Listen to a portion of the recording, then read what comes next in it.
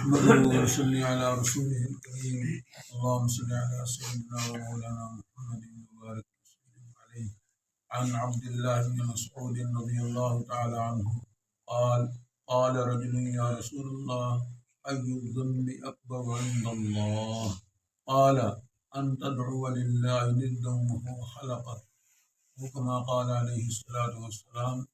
حضرت عبداللہ بن مسعود رضی اللہ تعالیٰ عنہ فرماتے ہیں کہ ایک آدمی نے اللہ کے رسول صلی اللہ علیہ وسلم سے سوال کیا، ای الذنب اکبر عند اللہ، اللہ کے نزدیک سب سے بڑا گناہ کون سا ہے؟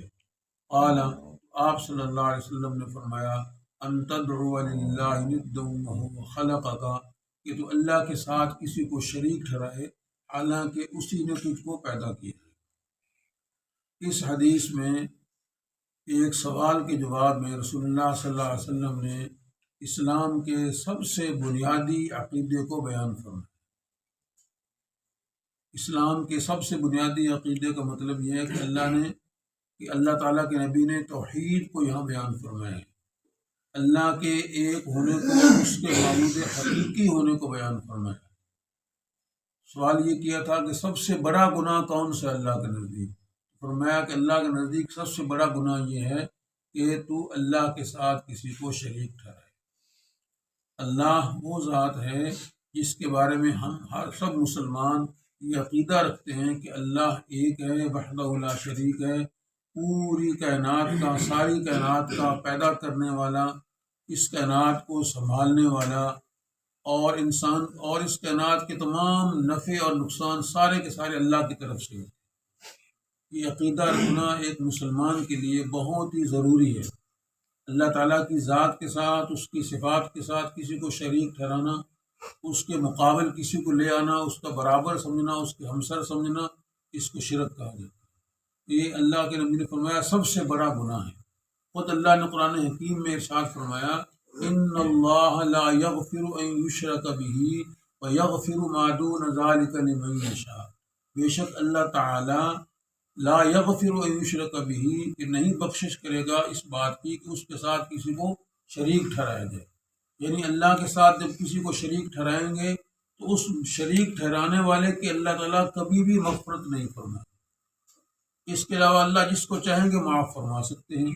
اس کے علاوہ باقی اور کوئی گناہ اگر کسی نے کیا ہے تو اسے اللہ اپنے فضل و کرم سے معاف فرما سکتے ہیں، لیکن مشرک کی بخشش نہیں ہوگی۔ اور یہ شرک اتنا بڑا گناہ ہے، اتنا بڑا گناہ ہے، حضرت معاذ رضی اللہ تعالیٰ عنہ فرماتے ہیں کہ اللہ کے رسول صلی اللہ علیہ وسلم نے مجھے 10 باتوں کی وصیت فرمائی، ان میں سے ایک بات یہ بھی تھی کہ اللہ کے ساتھ کسی کو شریک نہ ٹھہرانا، اگرچہ تجھے جلا دیا جائے یا تجھے قتل کر دیا۔ تو اتنا بڑا گناہ ہے اللہ کے ساتھ کسی کو شریک ٹھہرانا۔ اس حدیث میں میں یہ بات سمجھائی گئی، قرآن حکیم میں مختلف انداز سے اللہ تعالیٰ نے اپنی توحید کو، اپنے معبود حقیقی ہونے کو بیان فرمایا ہے۔ اس نے سورہ اخلاص میں فرمایا، قل هو اللہ احد، فرما دیجیے وہ اللہ ایک ہے، اللہ الصمد، اللہ بے نیاز ہے، لم یلد ولم یولد، نہ اس کی کوئی اولاد نہ وہ کسی کی اولاد، ولم یکن لہ کفوا احد، اور نہ اس کا کوئی ہمسر اور برابر ہے۔ اللہ یعنی اس میں جتنے بھی شرک کی قسمیں ہو سکتی ہیں وہ ان تمام کی نفی کر دی گئی سورہ اخلاص کے اندر۔ سب سے جامع سورہ اخلاص ہے، اور قرآن مجید کا ثلث، تیسرا حصہ اس کو بتایا گیا ہے، کیونکہ بنیادی عقائد 3 ہیں: اللہ کو ماننا، رسولوں کو ماننا، اور قیامت پر ایمان لانا۔ یہ بنیادی عقائد ہیں، باقی عقائد اس کے ساتھ جڑے ہوئے ہیں۔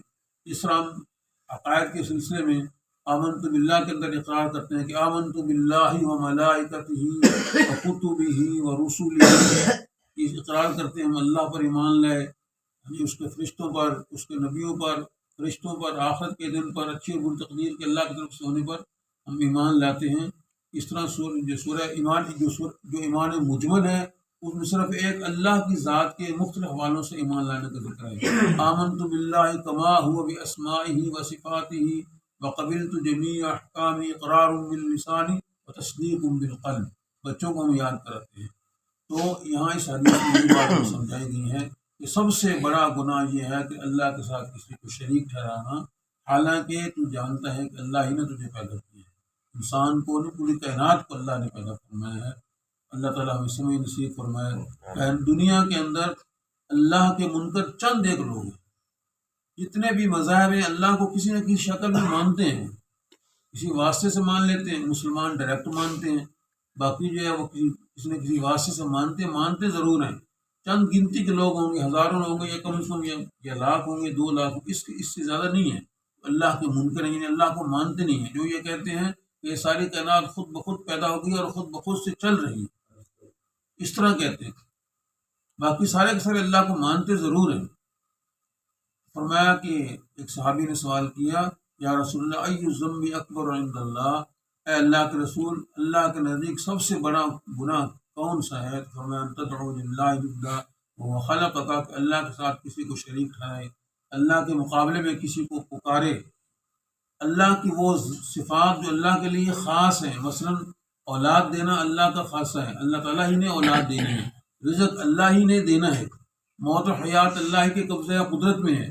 اب اگر کوئی شخص یہ عقیدہ کر لے کہ بت فلاں بت جو ہے یعنی وہ ہمیں اولاد دے گا، وہ ہمیں نوکری دے گا، ہمیں رزق دے گا، یا وہ اللہ تعالیٰ کے مقابلے میں سورج کو لے آتا ہے کہ سورج کی اس طاقت کو، روشنی دینے والی طاقت کو جان پہچان کر کے یہ کہ یہ اتنی بڑی طاقت والی یہ ہستی ہے، تو اسی کے سامنے ساتھ جھکانا چاہیے، اسی کے سامنے اپنے آپ کو یعنی اس کی عبادت کرنی چاہیے، چاند کے سامنے جھکنا شروع کر دے، ستاروں کے سامنے جھکنا شروع کر دے۔ اس طرح ہندو جو گائے کی پوجا کرتے ہیں، یعنی مختلف انداز سے جو لوگ اللہ کے مقابلے میں لاتے ہیں، تو فرمایا کہ اللہ کے ساتھ کسی کو شریک ٹھہرانا، اس کے مقابلے میں کسی کو لانا، یہ سب سے بڑا گناہ ہے۔ اللہ میں سمجھ نصیب فرمائے۔